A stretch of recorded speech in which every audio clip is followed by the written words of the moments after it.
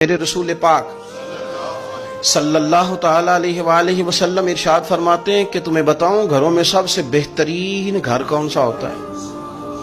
او میرے بھائیوں، وہ کتنا کو بہترین گھر ہے جسے مدینے والے رسول نے بہترین کہہ دیا ہے۔ فرمایا تمہیں بتاؤں نا گھروں میں بہترین گھر کون سا ہے؟ ہم سمجھتے ہیں ٹائلیں اچھی ہوں، کمرے ہوادار ہوں اور کچن انواع و اقسام کے کھانوں سے بھرا ہوا ہو، سین اچھا ہو اور جناب ہر چیز کی سہولیات گھر میں ہو، امن ہو، سکون ہو۔ نہیں، حضور فرماتے ہیں مجھ سے پوچھو نا بہترین گھر کون سا ہے؟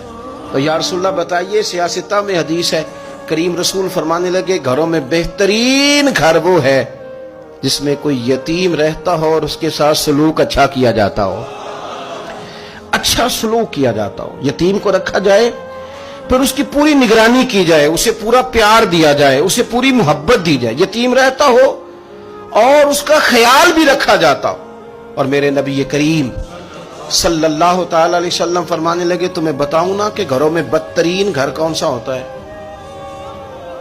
بدترین گھر کون سا ہے؟